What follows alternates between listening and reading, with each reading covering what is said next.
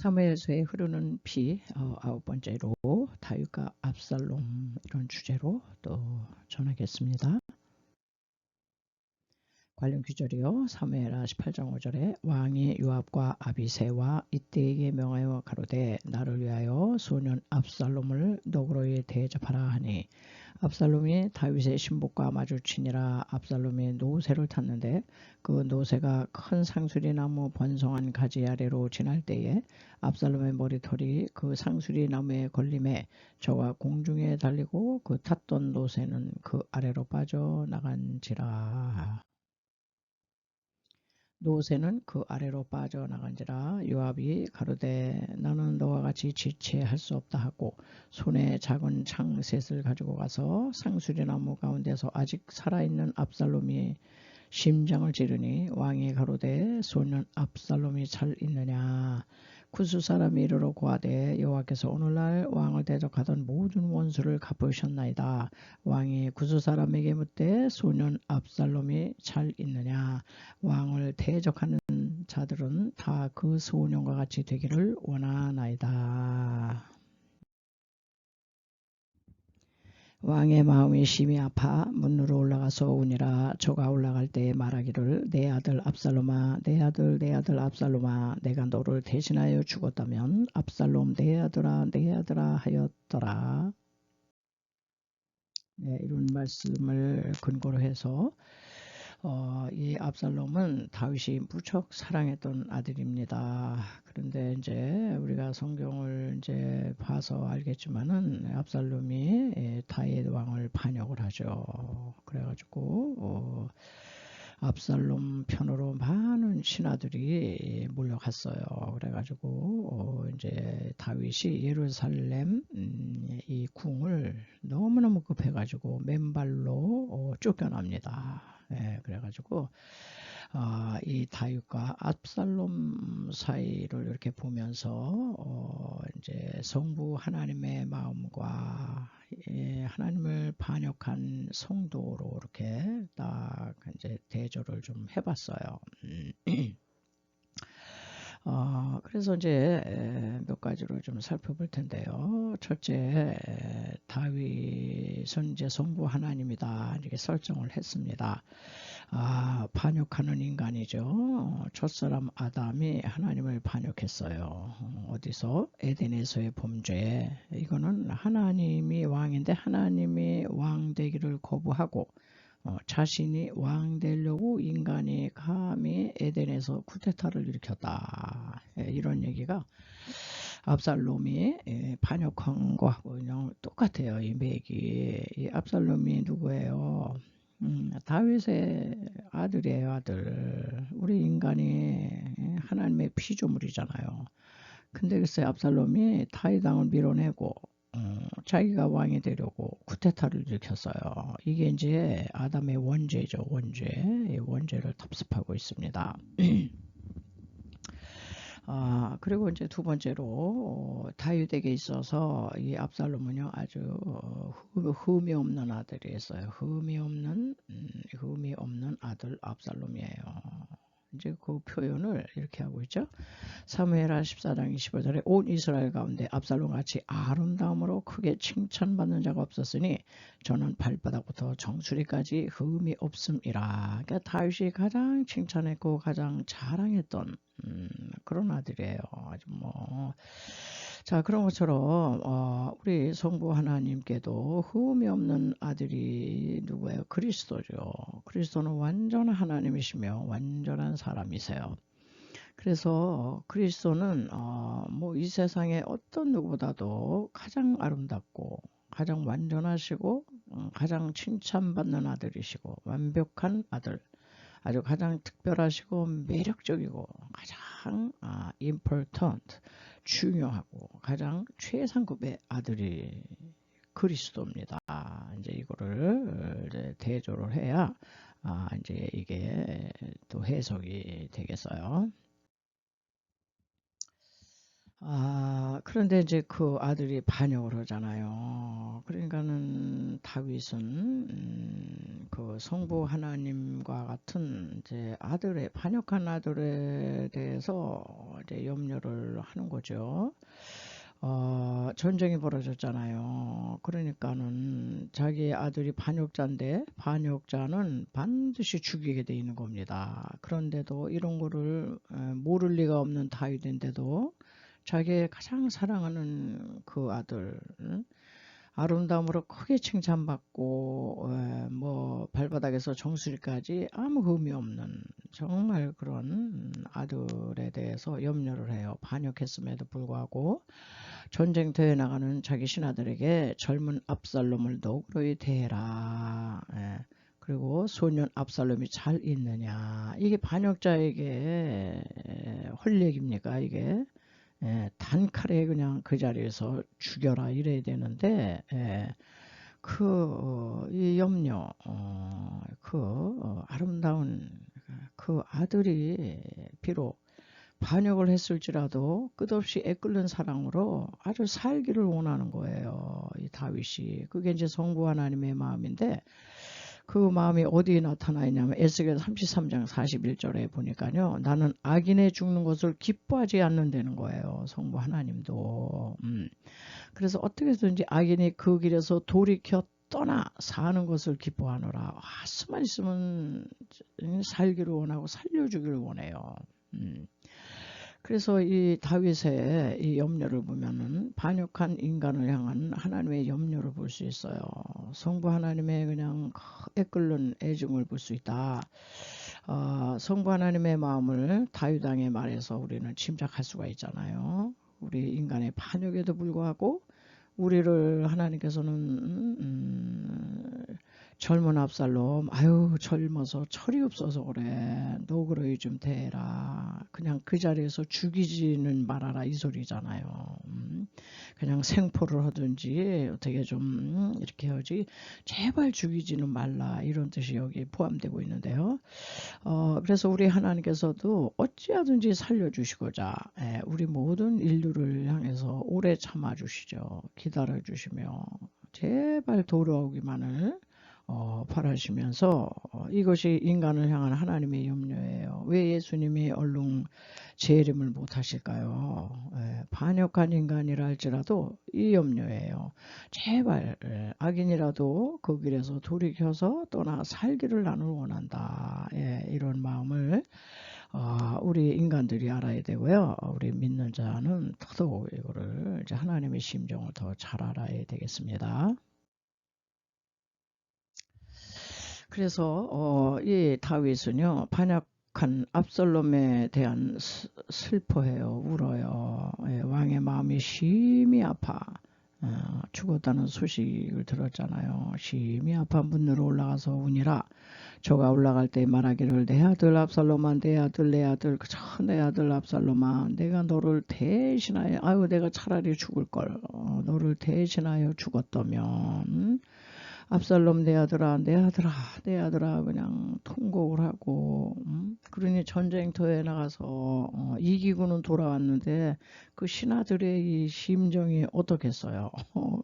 이거는 기뻐할 수도 없고 뭐 슬퍼할 수도 없고 그런 거죠.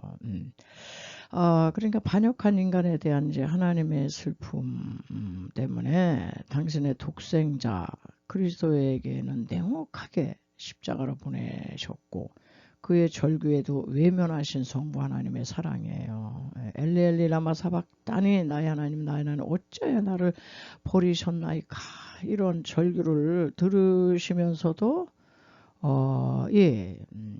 하나님은 이때 외면하신 거예요. 이 다윗처럼 마음이 심히 아파서 우셨겠지 성부 하나님도.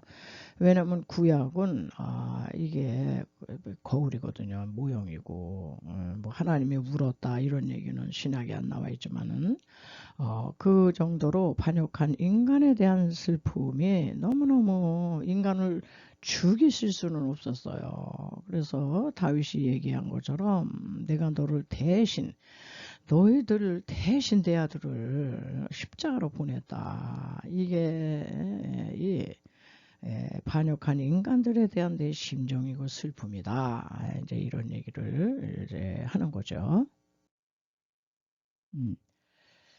자, 이렇게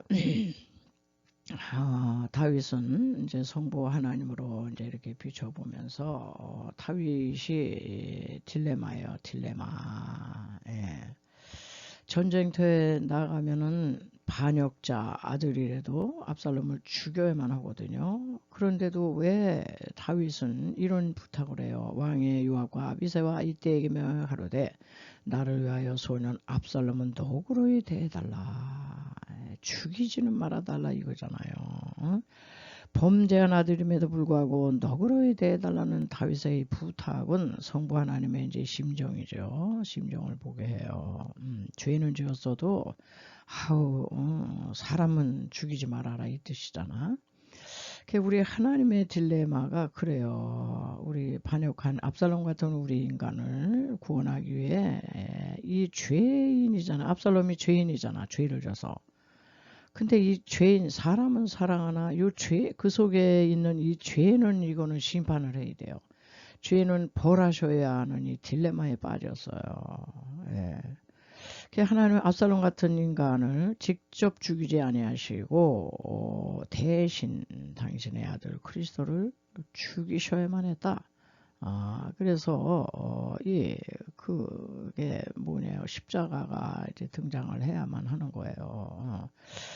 십자가에서 죄는 벌하셔야 하고 우리 죄인은 구원하셔야 돼요. 그러니까 십자가에서 사람은 구원하고 용서해서 사랑하고 죄는 심판해야 돼요. 공의 두 가지를 만족시킨 게 십자가 사건이다. 우리 너무너무 잘 알고 있습니다. 그래서 이 하나님의 이 딜레마를 어떻게 표현했느냐, 십자가로 처리하신 겁니다. 그래서 우리의 죄는 당신의 아들에게 다 뒤집어 씌워가지고 그분을 심판하시고 우리는 살리셨다. 그러니까 하나님의 사랑과 공의 두 가지 만족이 십자가에서 일어난 거죠. 네. 이제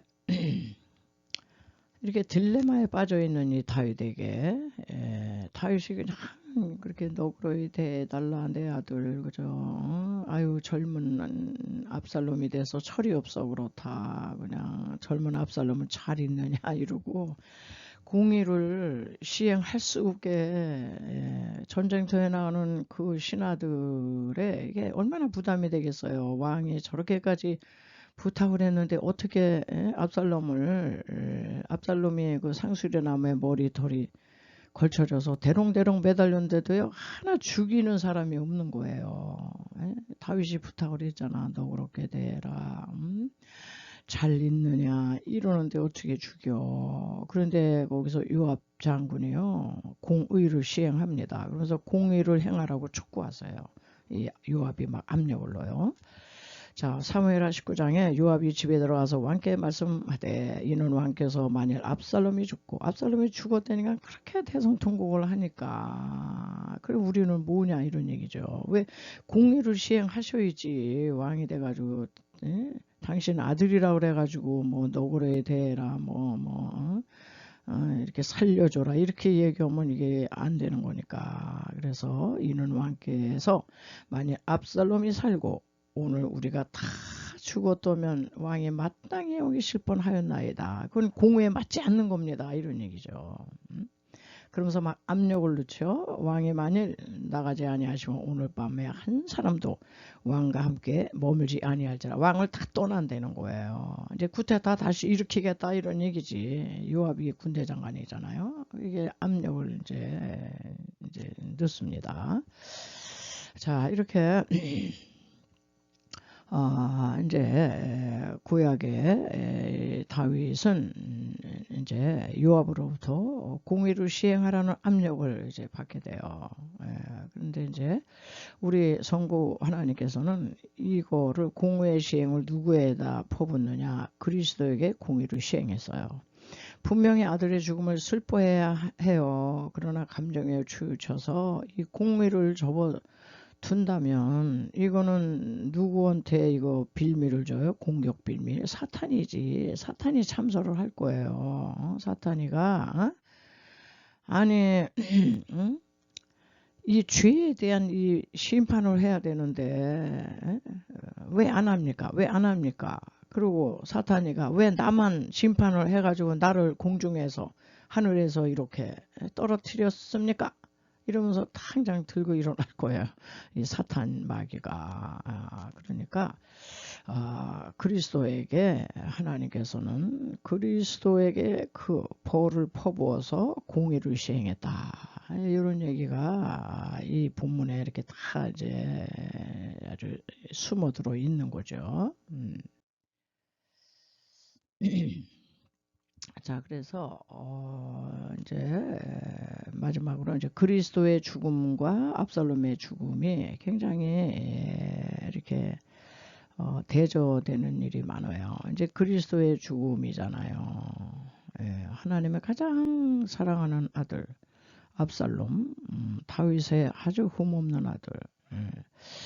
자, 이제 그리스도의 십자가 죽음은요, 죄인에 대한 하나님의 공의의 시행이었어요. 이분이 죄가 없는데, 그래서 십자가에서 죽으셨잖아. 그래서 그분의 죽음은, 우리 모두의 구원으로 이어지고요. 만일 그분이 사셨다면, 압살롬이, 여기 보면 압살롬이 살았다면, 왕과 모든 백성이 다 죽어요.